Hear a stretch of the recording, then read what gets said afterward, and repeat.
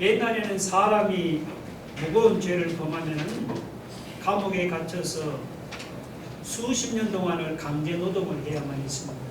혹은 빚을 갚지 못하거나 전쟁 포로가 되어서 노예가 되면은 그 사람은 자기가 진 빚을 다 갚을 때까지 노동으로 떼어야 했습니다. 그런데 이 빚이라는 것이 워낙 터무니없이 비쌌기 때문에 노동으로 떼온다는 것이 사실은 거의 불가능했습니다. 그때 누군가가 감옥에 갇힌 사람을 찾아와서 당신 형기가 다 끝났으니 집으로 돌아가도 된다고 말하면은 어떻겠습니까? 혹은 어떤 사람이 빚진 사람을 찾아와서 내가 당신 빚을 대신 갚아주었으니 이제 당신은 자유의 몸이요, 이렇게 말하면 여러분 기분이 어떻겠습니까? 아마 감옥에 갇힌 사람이나 빚진 사람에게는 그보다 기쁜 일도 아마 없을 것입니다. 그런데 오늘 본문을 보시면은 유다 백성에게 그런 기쁜 일이 일어났습니다. 유다 백성의 죄를 보면서 하나님으로부터 심판을 당했습니다. 바벨론의 침략으로 나라가 망하고 예루살렘 성은 파괴되고 백성이 바벨론에 사로잡혀간 것이 하나님이 유다 백성에게 내린 심판이었습니다. 유다 백성이 바벨론에 사로잡혀가서 1, 2년 정도 종살이를 하다가 돌아온 것이 아니었습니다. 무려 70년 동안을 바벨론에서 종살이를 했습니다.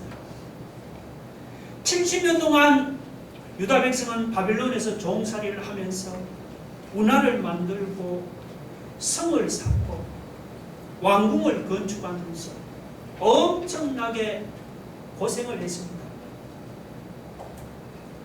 유다 백성이 바벨론에 사로잡혀 가서 이렇게 강제 노동을 하면서 죽을 고생을 했습니다.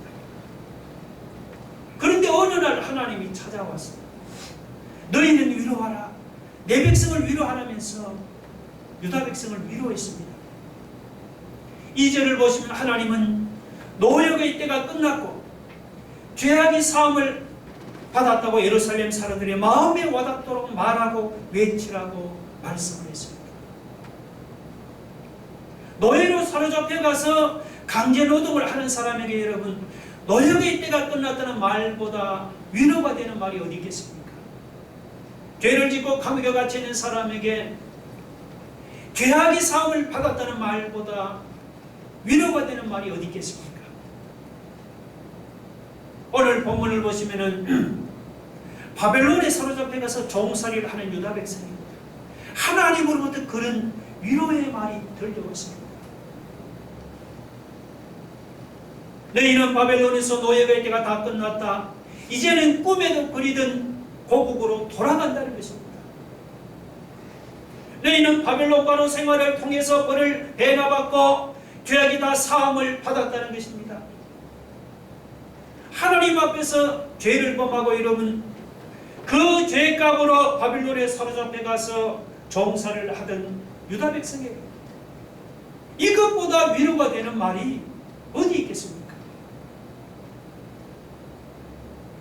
그러나 여러분, 이 노역의 때가 끝나고 죄악이 사함을 받았다는 말이 바벨론에서 돌아온 유다 백성에게서 온전히 이루어진 것은 아닙니다. 유다 백성이 바벨론에서 돌아온 후에도 노역의 때는 끝나지를 않고 계속되었습니다.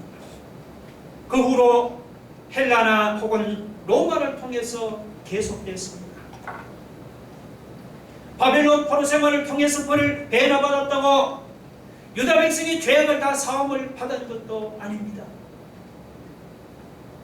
이 노역의 때가 끝나고 죄악이 사함을 받았다는 이 말은 신약시대에 와서 예수님 안에서 온전히 이루어졌습니다.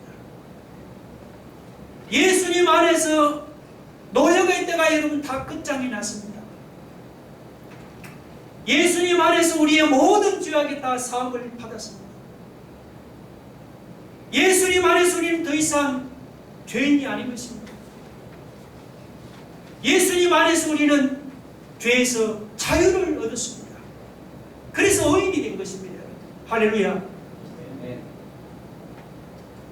죄 아래 사로잡혀 죄의 종으로 살아가는 죄인에게 너희의 때가 다 끝났다, 죄악이 다 사함을 받았다는 말보다 위로가 되는 말도 없습니다.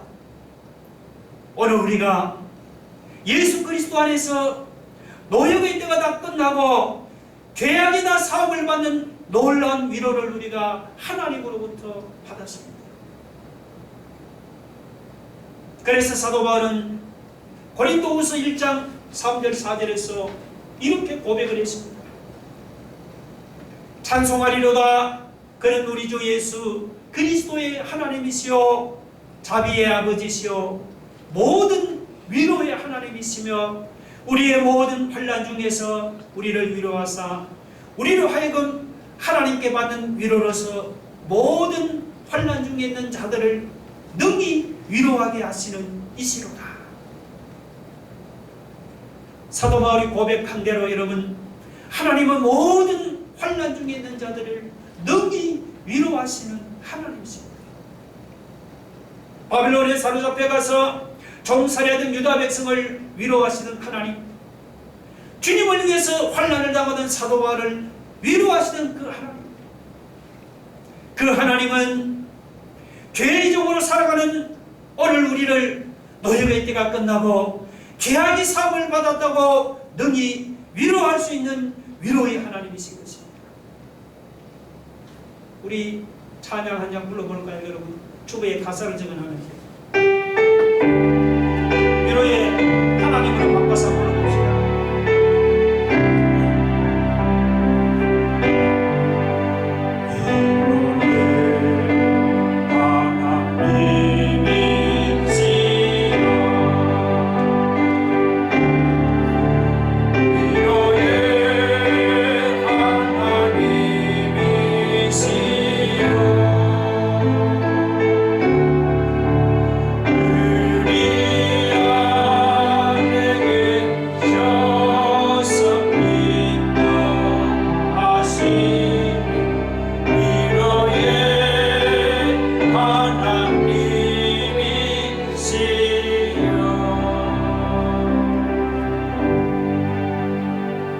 오늘 코로나로 하루하루 힘들게 살아가는 오늘 우리 모두에게 오늘 이 찬양 가사처럼 우리 안에 계셔서 우리를 인도하시는 하나님의 그 놀라운 위로가 여러분과 함께하기를 주의 이름으로 축원합니다. 그러나 여러분, 하나님이 바빌론에 사로잡혀 가서 종살이하는 유다 백성을 아무리 위로하신들 유다 백성이 반응을 보이지 않는다면은 하나님의 그 위로가 아무 소용이 없습니다. 그래서 이사야가 유다 백성을 향해서 이렇게 말했습니다. 3절을 보면 외치는 자의 소리에 이르되 너희는 광야에서 여호와의 길을 예비하라. 여러분, 옛날에는 그 임금이 행차를 하면은 앞에서 소리를 치면서 길을 여는 종이 있었습니다. 종이 임금님이 행차 앞에서 물러가라 물러가라, 대왕님이 행차를 하신다고 소리를 칩니다. 모든 사람들이 그 앞에 다 엎드려 절하면서 임금님이 지나가도록 길을 열어야만 했습니다.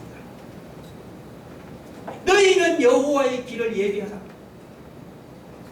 이사야가 지금 이스라엘 백성에 왜 여호와의 길을 예비하라고 했을까요? 그 이유는 뭔가?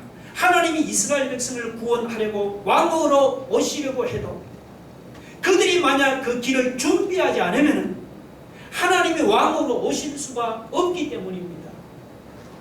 그래서 이사야가 이스라엘 백성을 향해서 왕이 오시는 길을 준비하라고 했습니다. 자, 이스라엘 백성이 왕이 오시는 길을 구체적으로 어떻게 준비해야 합니까? 이스라엘 백성에게 3절 끝에서 우리 하나님의 대로를 평탄하게 하라고 그렇게 말했습니다. 길이 만약 구불구불하고 고르지 못하면은 왕이 행차하는데 방해가 될 것입니다. 그래서 이사야는 이스라엘 백성에게 우리 하나님의 대로를 평탄하게 하라고 했습니다. 자, 그러면 왕이 행차하는 대로를 평탄하게 한다는 것이 구체적으로 어떻게 한다는 것입니까? 4절에 보면 이스라엘 백성이 왕이 행차하는 길을 평탄하게 하는 작업이 거기 구체적으로 4가지가 소개되어 있습니다. 첫째는 골짜기같이 지대가 낮은 땅은 흙으로 메꾸거나 도두어서 지대를 높게 만들어야 합니다. 둘째는 뭐죠? 산이나 언덕같이 높은 지대는 반대로 깎아서 낮은 지대로 만들어야 합니다. 세 번째, 울퉁불퉁하고 고르지 못한 땅은 큰 롤러로 이렇게 밀어갖고 평탄하고 고르게 만들어야 합니다. 넷째, 길이 없어서 사람이 다니기 힘든 위험한 험한 지대는 사람이 다니기 쉬운 평지가 되도록 길을 만들어야 합니다. 그래야 왕이 쉽게 행차할 수가 있는 것이죠. 자, 그러면 여러분, 여기서 이스라엘 백성을 구원하려고 오시는 이 왕이 누구일까요?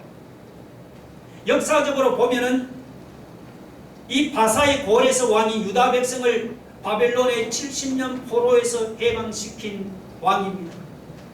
그러나 이 고레스 왕은 다윗의 자손도 아니죠.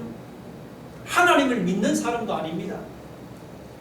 하나님을 모르는 이방의 왕이 여러분, 이스라엘 백성을 구원하려고 오시는 왕이 될 수는 없잖아요.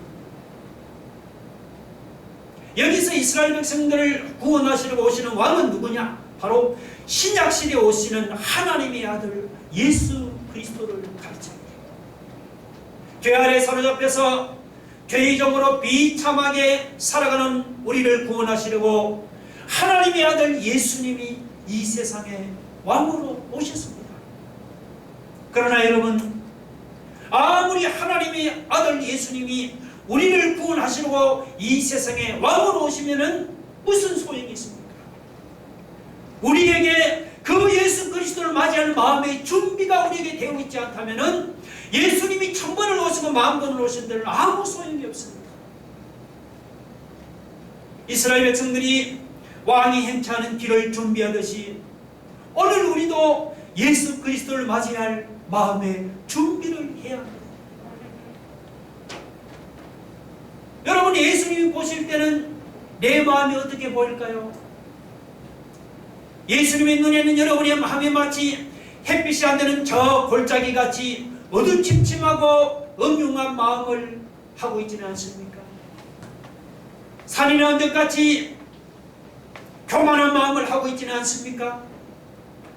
울퉁불퉁하고 고르지 않은 땅처럼 그런 거친 마음을 하고 있지는 않습니까? 굽은 길처럼 내 마음이 그냥 삐딱하게 삐뚤어져 있지는 않습니까? 아니면 험한 능선이나 절벽처럼 사납고 험악한 마음을 하고 있지는 않습니까? 여러분 어떻습니까?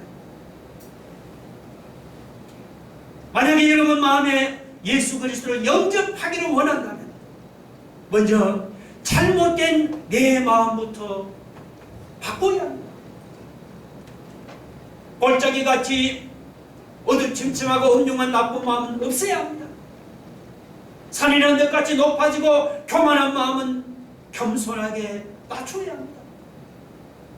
울퉁불퉁하고 고르지 않은 마음은, 거친 마음, 이런 마음은 평탄한 마음, 온화한 마음으로 바꿔야 합니다. 삐뚤어지고 굽어진 마음은 우리가 바르게 펴서 곧은 마음으로 바꿔야 합니다. 이렇게 우리의 마음을 여러분 바꾸는 것을 뭐라고 합니까? 회개라고 부릅니다. 이게 회개입니다. 예수 그리스도를 영접하기 전에 먼저 잘못된 내 마음을 바로잡는 회개 운동이 일어나야 합니다. 여호와의 길을 예배하라는 말이 바로 여러분 그런 뜻입니다.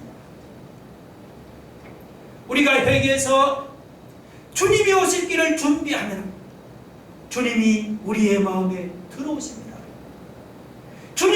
마음에 들어오시면은 주님이 우리 안에 계셔서 우리를 인도하시는 그 놀라운 하나님의 위로를 체험하게 될 줄로 믿으시기 바랍니다.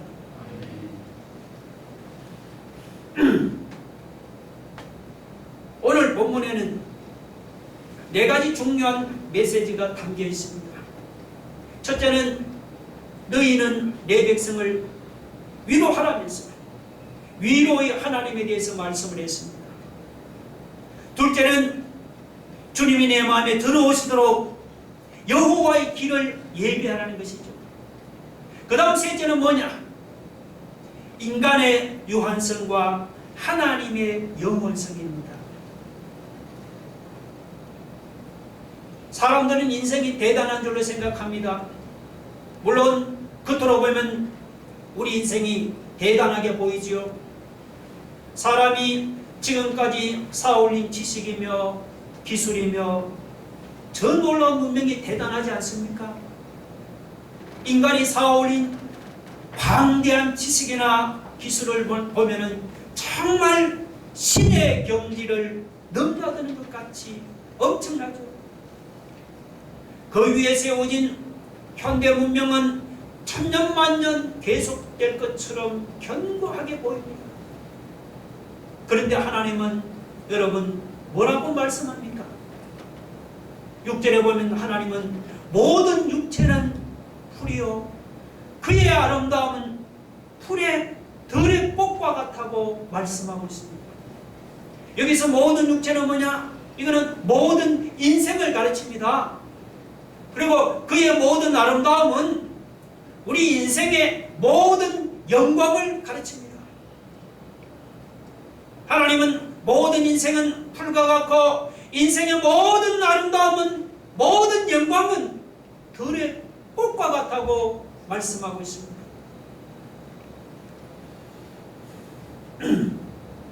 요즘은 제가 운동 삼아서 이 안산천 주변을 쭉 산책을 하고 있습니다. 하천 주변에는 이름 모를 풀들이며 예쁜 꽃들이 잘 자라고 있습니다. 그런데 얼마 전만 해도 제 허리 정도 오던 이렇게 오던 풀들이었는데 이 장마철 비가 몇 번 오고 난 후에는 가보니까 순식간에 그냥 내 키를 훌쩍 이렇게 넘어버렸습니다. 그래서 이제는 하천 저 건너편에 지나다니는 사람들이 안 보일 정도로 그렇게 풀들이 높이 자랐습니다. 근데 그것도 잠깐뿐이죠. 지금은 풀이 내 키보다 무성하게 자랐지만 여름이 가고 가을이 와서 서리가 내리고 추위가 닥쳐오면은 언제 그랬느냐는 듯이 금방 말라 죽어버립니다. 들판에 아름답게 핀 꽃들은 가을까지도 안 가죠. 지금은 노란색, 빨간색, 형형색색으로 아름답게 피어있지만 길어야 한 달 정도 지나면 다 시들어서 떨어지고 맙니다. 여러분, 우리 인생이 바로 그와 같습니다. 우리 눈에는 인생이 대단한 것 같지만 하나님은 우리 인생이 저 여름 한철 자라다 말라 죽어버리는 풀같이 허무하다고 말씀합니다. 인생이 자라가는 우리의 모든 영광과 우리의 모든 아름다움이 저 들의 꽃같이 허무하다고 그렇게 말씀합니다. 7절을 보면 풀은 마르고 꽃이 시들면 여호와의 기운이 그 위에 불미라. 이 백성은 실로 풀이로다. 여기서 이 여호와의 기운은 무엇입니까? 이것은 사하라 사막에서 불어오는 뜨거운 바람을 가르칩니다. 사막에서 뜨거운 바람이 한번 불어닥치면은 싱싱하고 푸르던 풀들도 금방 말라 죽어버립니다. 우리 눈에 대단해 보이는 인생이 꼭 그와 같습니다. 대통령도 현직에 있을 때는 막강한 파워를 가지고 있지만 물러나면 아무것도 아니잖아요. 노태우 씨, 전두환 씨 보세요. 그냥 평범한 노인에 불과합니다. 부자도 살아있을 때는 많은 사람들이 그 앞에서 굽실굽실대지만 죽으면 아무것도 가지고 가지를 못합니다. 오히려 식구들끼리 남은 유산을 서로 차지하려고 싸움질을 하고 있습니다. 꽃같이 젊고 아름다운 여자도 세월이 하려면 죄송하지만 늙고 쭈글쭈글해지는 것은 막을 길이 없잖아요. 이걸 보면 정말 잠시 피었다 말라 죽는 풀이나 꽃과 같이 덧없는 것이 우리의 인생이다 말이죠. 여러분, 인생이 이렇게 허무하고 덧없는 것이라면 도대체 우리가 무엇을 붙들고 살아야겠습니까? 오늘 제가 설교 제목을 무엇을 붙잡아야 합니까? 이렇게 정해보았습니다. 우리가 뭘 붙들고 살아야겠습니까? 돈이나 명예나 인기나 권력이나 아름다움, 잠시 있다 사라지는 이 덧없는 이러한 세상 것들을 우리가 붙잡고 살겠습니까? 물론 세상 사는 동안은 여러분 세상 것들은 우리에게 많은 유익을 가져다 줍니다. 그러나 하나님이 오늘 오라고 우리를 부르시면 어떻게 됩니까? 하나님이 오라고 부르시면은 부자도 권세자도 모든 것을 그냥 두고 가야 합니다. 그렇지 않습니까?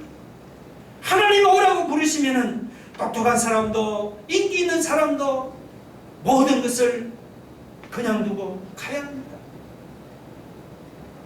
우리가 이런 낭패를 당하지 않으려고 하시면은 여러분이 덧없는 세상 것들을 붙잡고 살 것이 아니고 하나님의 말씀을 붙잡고 우리가 살아야 합니다. 이사야가 8절에서 뭐라고 말합니까? 풀은 마르고 꽃은 시드나 우리 하나님의 말씀은 영원히 서리라. 마태복음 5장 18절에 보면 예수님도 천지가 없어지기 전에는 율법의 1.1획도 없어지지 않고 다 이루리라 그렇게 말씀했습니다. 오늘 우리의 인생은 풀과 같이 마르고 꽃과 같이 허무하게 시들어버리지만 오늘 저와 여러분 우리가 붙들어야 할 그 하나님의 말씀은 우리 안에 시들지 않은 영원한 생명을 가져다 줍니다. 죽을 때 가지도 못하는 돈이나 권세나 명예나 인기나 지위 같은 헛된 세상 것들을 우리가 붙들고 살 것이 아닐 것입니다. 우리에게 영원한 생명을 주시는 하나님의 말씀을 붙잡고 살아가기를 바랍니다. 영원한 하나님의 말씀을 붙잡고 살아가면 오늘 우리가 이 다음 하나님 앞에 설 때 영원히 썩지도 않고 시들지도 않는 하늘의 영광을 얻게 될 줄로 여러분 믿으시기 바랍니다.